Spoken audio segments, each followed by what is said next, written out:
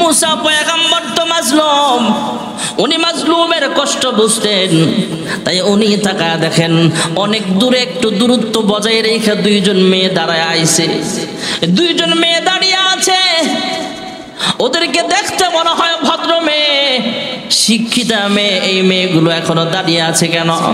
মুসা পয়গম্বর একটু সামনে খোঁজ খবর নেওয়ার জন্য আগায় যায়, বলে কিরে তোমরা এখানে কেন দাঁড়িয়ে আছো? দুইটা মেয়ে ডাক দিয়া কয়, আমাদের আব্বা একজন বুজুর্গ মানুষ, আমাদের আব্বা একজন মুরব্বী মানুষ, আমাদের আব্বা আমাদের অপেক্ষায় আছেন, আর এই পুরুষদের ভিড়ের কারণে আমরা আমাদের বকরিগুলোর খাবার খাওয়াইতে পারছি না, পানি খাওয়াইতে পারতেছি না। হযরত মুসা পয়গম্বর, ওনার শরীরে তো আল্লাহ পয়গম্বরী শক্তি দিয়েছেন। মুসা পয়গম্বর নিজে গেলেন, কূপের কাছে যায় পানি উঠালেন। দু চারজন মিলে যে বালতি উঠাতে হয় মুসা পয়গম্বর একাই উঠালেন। একা উঠা ওই যে দুইটা মেয়ে দাঁড়ায় আছে এদের বকরি ভেড়াগুলাকে পানি খাওয়ায় বিদায় করলেন। যেরকম সুবহানাল্লাহ। সব মানুষ চলে গেছে, মুসা পয়গম্বর পানি নিজেও খাইলেন। খায়া একটা গাছের নিচে আরাম করতেছেন, আল্লাহর কাছে দোয়া করতেছেন, হে পরওয়ারদিগার আলম, তুমি আমাকে যে সাহায্য করবা, তুমি আমাকে যে রহমত করবা, তুমি আমাকে যে দয়া করবা, আমি মুসা কিন্তু সেই দয়ার ভিখারি। আমার বাড়ি নাই, ঘর নাই, আমি রাজকীয় মহল ছেড়ে এখানে চলে আসলাম। হে পরওয়ারদিগার আলম, আমার রিজিকের ব্যবস্থা তুমি করো, তোমার মেহেরবানির অপেক্ষায় আছি, তোমার রহমতের অপেক্ষা আছি। আল্লাহর কাছে দোয়া করতেছেন, আল্লাহ তোমার পক্ষ থেকে উত্তম রিজিকের ফয়সালা করো, তোমার পক্ষ থেকে ভালো ব্যবস্থা করো। এইভাবে আল্লাহর কাছে কান্নাকাটি করতেছেন। হঠাৎ করে একটা মেয়ে আয়েশা তাকে ডাক দিছে। এই দুইটা মেয়ে, যেই দুইটা মেয়ে বাড়িতে চলে গিয়েছিল, যেই দুইটা মেয়ের বকরির পালগুলো, উটের পালগুলা, ছাগলের পালগুলো পানি খাওয়াইল, ওই মেয়েগুলো আয়েশা ডাক দিয়া কয়, হ্যাঁ পথিক মুসাফির, আপনাকে আমরা চিনি না, তবে আমার আব্বার কাছে যখন আপনার খবর যায় বলেছিলাম, আব্বা আপনাকে পুরস্কার দেওয়ার জন্য অপেক্ষা করতেছে। যেরকম সুবহানাল্লাহ।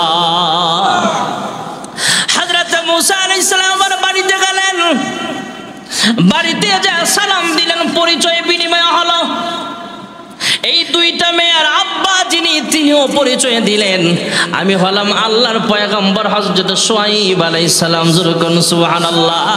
এই দুইটা আমার মেয়ে, আমার মেয়েগুলো তোমার অনেক প্রশংসা করেছে, তোমার নাকি অনেক শক্তি আছে, আবার তুমি নাকি একজন ভালো মানুষ, ধার্মিক মানুষ, অনেক প্রশংসা শুনেছি তোমার, তবে তোমার পরিচয় কি বলো? মুসা পয়গম্বর নিজের নাম বললেন, বাবার নাম বললেন, ঠিকানা বললেন, সব ঘটনা বললেন। এবার মুসা পয়গম্বর যখন সব ঘটনা বললেন, এবার মুসা পয়গম্বরের ব্যাপারে সান্ত্বনা দেওয়ার জন্য শুআয়ব আলাইহিস সালাম বললেন, লা তাখাফ নাজাউতা মিনাল কওমিজ জালিমিন।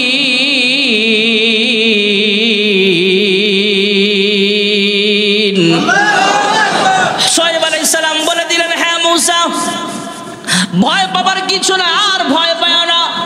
আল্লাহ রাব্বুল আলামিন জালেম থেকে তোমাকে হেফাজত করেছেন, জালেমের জুলুম থেকে হেফাজত করেছে। এবার মুসা পয়গম্বর আলাইহিস সালাতু ওয়াস সালাম মেহমান হিসাবে সেখানে আছে। মেয়েগুলো আব্বার কাছে যায়, বলে আব্বা, ছেলেটা তো দেখতে ভালো দেখা যায়।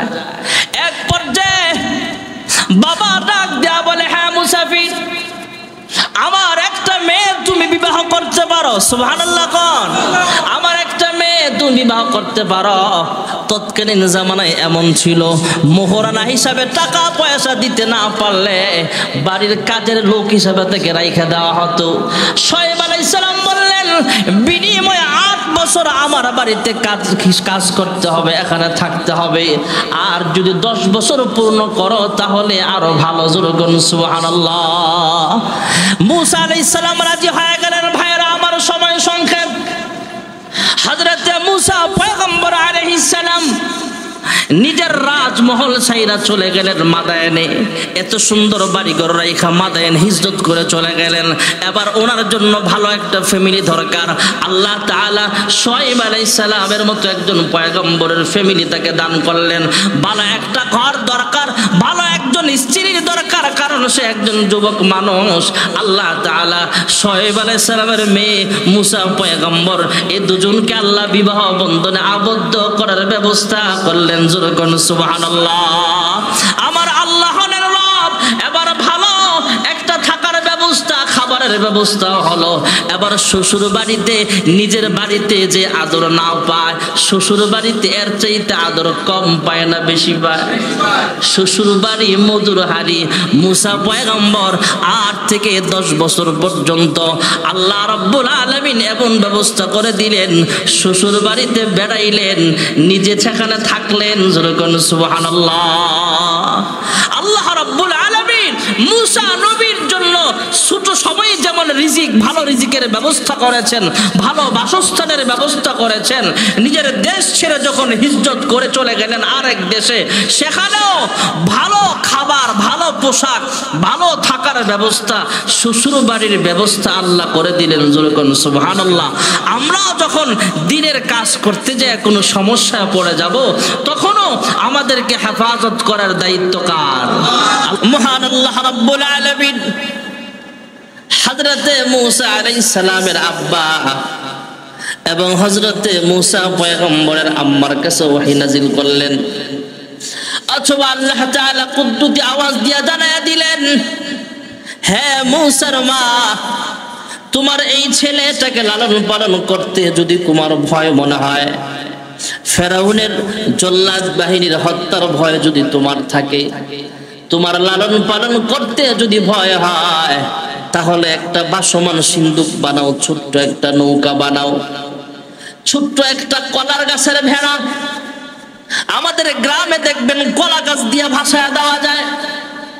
অনেক সময় অনেক দেশে এমন পাওয়া যায়, যখন বেশি বন্যা হয় যেই দেশে, মানুষ দাফন করার মতো জমিনও যখন পানির নিচে চলে যায়, তখন মানুষগুলোকে কলা গাছের ভেলা বানায় সেখানে লাশ বাসায় দেওয়া হয়। মানুষ মারা গেলে যখন দাফন করার ব্যবস্থা নেই, তখন কলা গাছের ভেলায় বাসায় দেয়। মুসা আলাইহিস সালামের মাকে আল্লাহ তাআলা আদেশ দিলেন, হে মুসার মা, এই শিশু বাচ্চাটাকে লালন পালন করতে যদি তোমার ভয় হয়, তাহলে তুমি ছোট্ট একটা সিন্দুক বানায় এটার ভিতরে ভইরা তুমি তাকে ভাসায় দাও। মুসা আলাইহিস সালামের মা ভাসায় দিলেন নদীতে। মুসা পয়গম্বরের বড় একজন বোন ছিল, মায়ের অনুমতি নিয়ে সিন্দুকটাকে ফলো করলেন কোন দিকে যায়। নদীর কিনারা দিয়া ওই সিন্ধুকে যে শিশু ছেলেটা আছে তার সাথে কোনো রক্তের সম্পর্ক আছে এটা যেন কেউ বুঝতে না পারে, ফেরাউন বাহিনী যেন টের না পায়, এমন ভাবে সিন্ধুকটা নদী দিয়া ভাসতেছে। মুসা পয়গম্বরের বড় বোন নদীর কিনারা দিয়া দূরত্ব বজায় রেখে রেখে তিনিও পথ চলতেছে। মহান আল্লাহ রাব্বুল আলামিনের কুদরত, ভাসমান সিন্ধুকটা ভাসতে ভাসতে যেখানে বাঘের ভয় সেখানেই তো রাত্র হয়।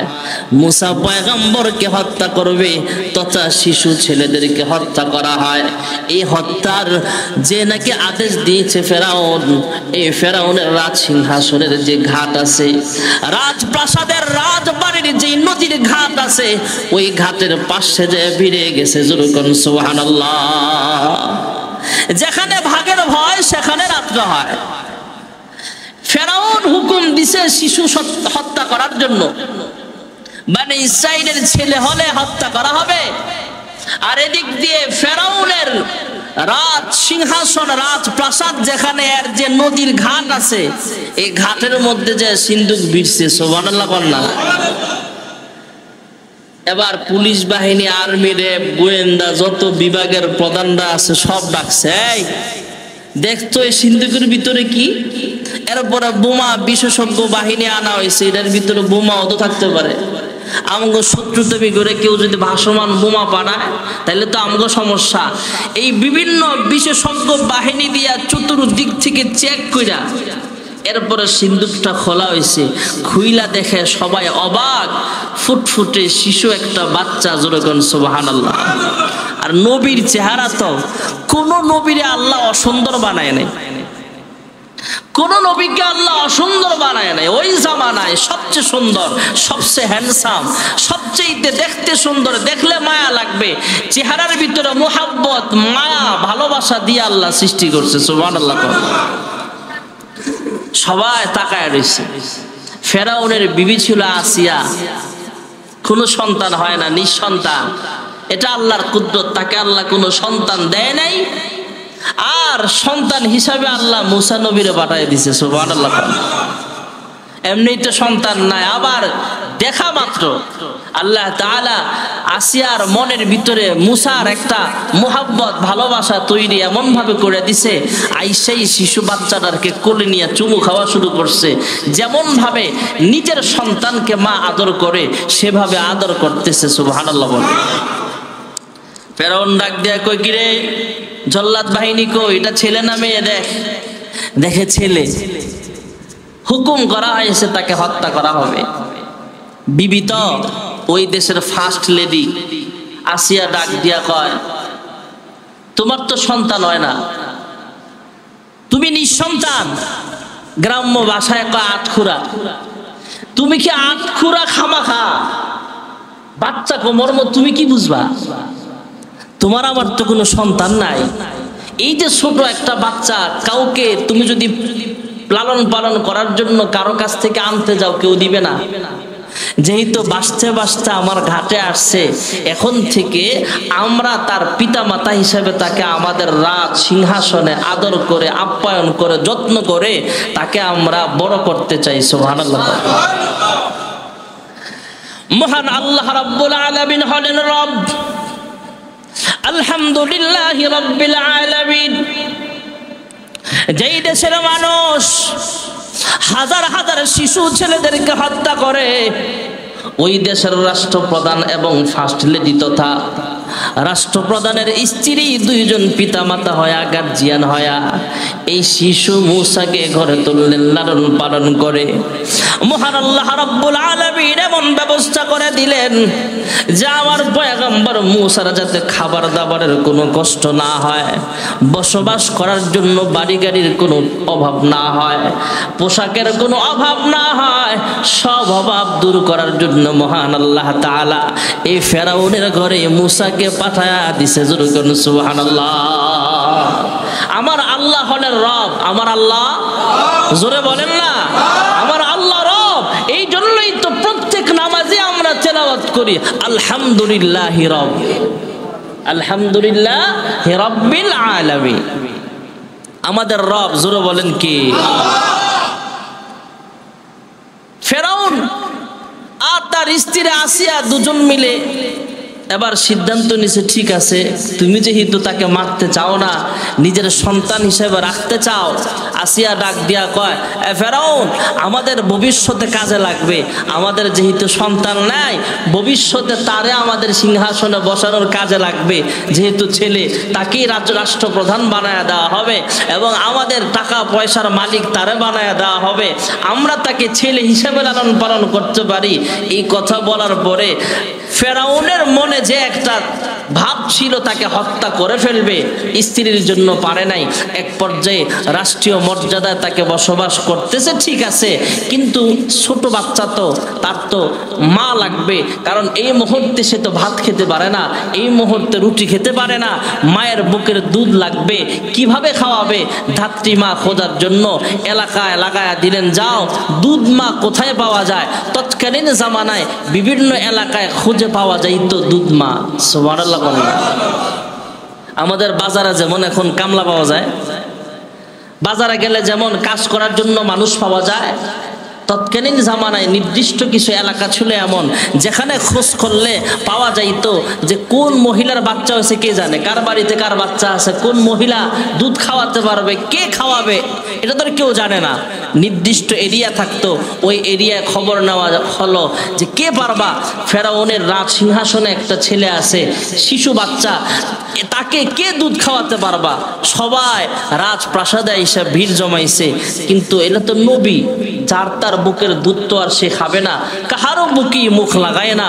দূর থেকে হযরতে মুসা পয়গম্বরের যে বোনটা লক্ষ্য করছিল, সে আয়েশা ডাক দিয়া কয় কাছাকাছি আয়েশা, যে আমাদের এলাকায় একজন মহিলা আছে, দেখছি আমি সব বাচ্চারাই ওনার কোলে নিলে দুধ খায়। সুবহানাল্লাহ। এইভাবে হিকমতের সাথে যখন বলল, আসিয়া ডাক দিয়া কয় যাও মহিলারা নিয়ে আসো।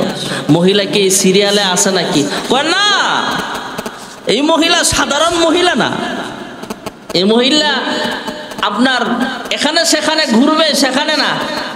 আমরা তো মাশাআল্লাহ আমাদের মহিলাদেরকে ঘর থেকে বের করে দিই বিভিন্ন কাজে। আমাদের বাংলাদেশে পুরা বিশ্বে এদের দখল এখন আস্তে আস্তে হয়ে যাচ্ছে, আস্তে আস্তে আবার কমতেও আছে বিভিন্ন কারণে। এনজিও, এই বিধর্মীরা এমন ভাবে আমাদের মুসলমানদের ঈমান নষ্ট করার জন্য লাগছে, আমরা অনেক সময় টেরই পাই না।